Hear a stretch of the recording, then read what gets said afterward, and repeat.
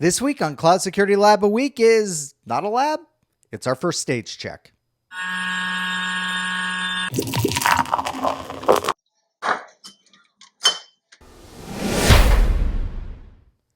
A stage check is a concept I'm borrowing from aviation. If you ever go out and take flight lessons, you're going to have multiple stage checks. This is when you finish a block of learning, and it's a chance for you and your instructor to sit down and also fly the airplane and make sure you have the knowledge and skills to move forward into the next phase of training. Sometimes we have stage checks before you're going to go and take an exam with an examiner. In other cases, stage checks are just to make sure you're ready to move on to whatever is next. In our case, we are about to finish up working within a single AWS account, and we're going to move into an Amazon organization.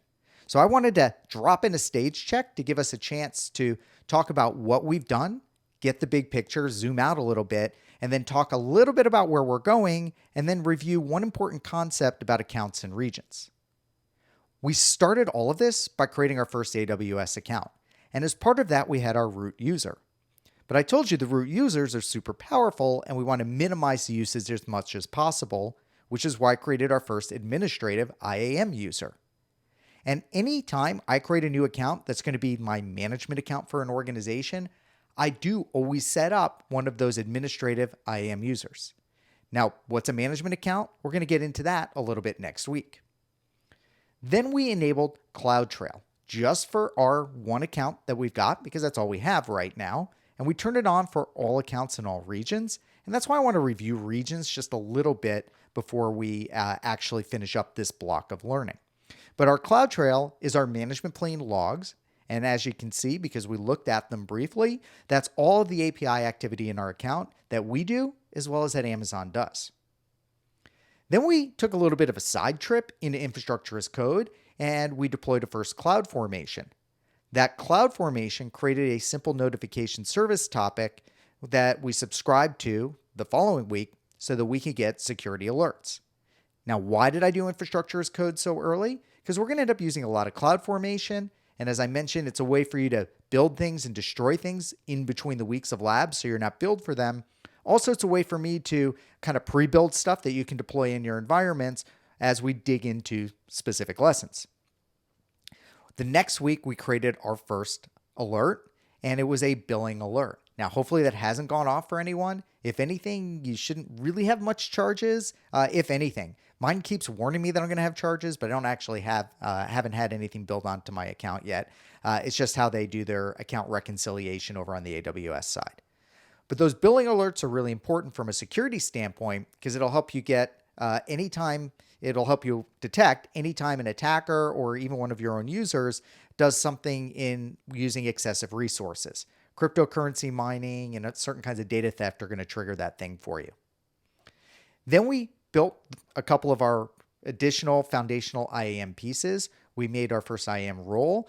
Roles are going to be all over the place. And the reason we created that early is we're going to need roles for when we integrate in with Amazon single sign-on, which is going to be our federated identity pieces. And that's, again, one of the things that we're going to do once we jump into our organization. And we reviewed some basics of IAM policies and wrote our first IAM policy and talked about managed policies versus customer managed policies. AWS managed policies versus customer managed policies. These are all the things that you should have in place at this point before moving on to our organizations lab.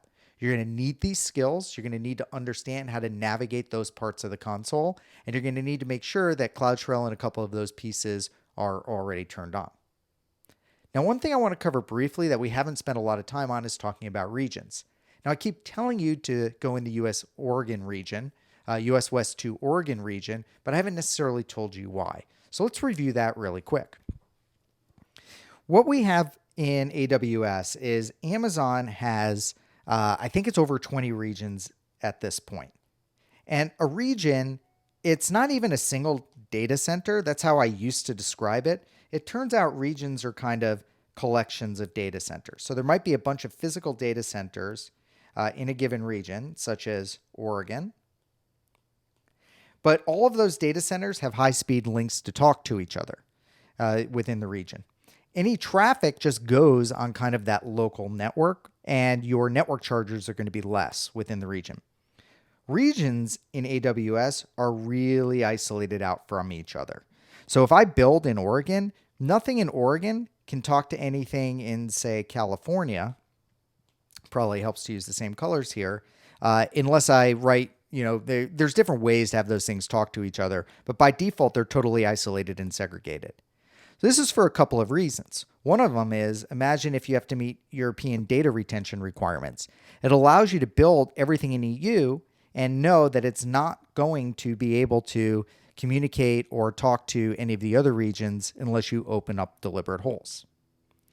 Now, our AWS accounts by default will have access across all of the regions, which is why that appears in that upper right-hand corner of the console, and we can bounce between the regions and do different things. And I keep telling you to use Oregon because if I build something in Oregon, let's say we create a machine image, and I probably shouldn't have started to write that out. My handwriting is so terrible. But that machine image exists only in that region and can't be accessed by another region. Now, again, the deeper we get in, you're going to learn where those walls are built or not built. But understand a couple of key points. Regions are kind of like a data center. It's a collection of data centers, but you can sort of think about it as an individual physical data center. We can use regions for resiliency, but we can also use regions to meet our compliance and our data residency requirements.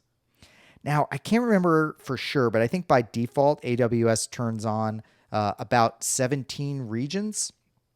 And there's additional regions that you have to explicitly turn on. And I just pulled up my console there. So there's 12 that are not turned on by default, that are not enabled. And then there's the core 1, 2, 3, 4, 5, 6, 7, 8, 9, 10, 11, 12, 13, 14, 15, 16. Yep, just as I guess. So there's 17 regions that are always turned on and then other ones that aren't turned on.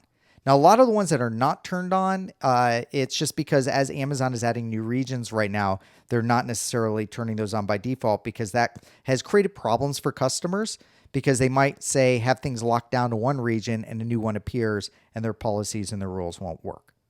So that's a really brief overview of regions. So let's talk a little bit about our different units of segregation, and the two that we've used so far.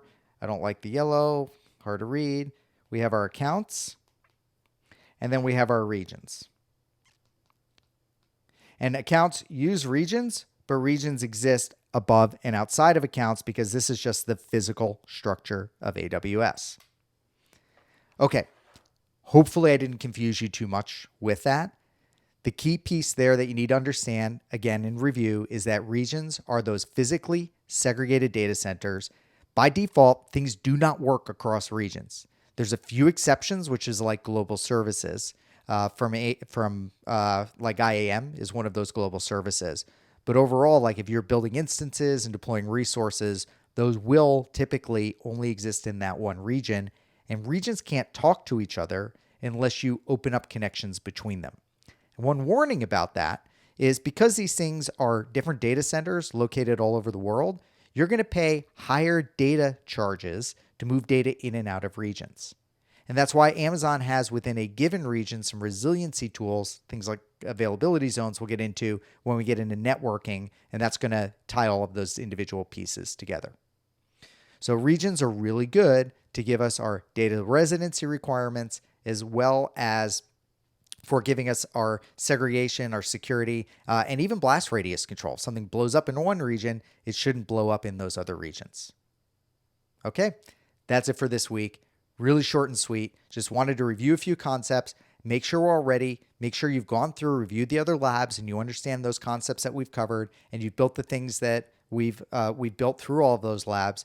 Starting next week, we're going to build our Amazon organization, and that's where the real fun's going to start.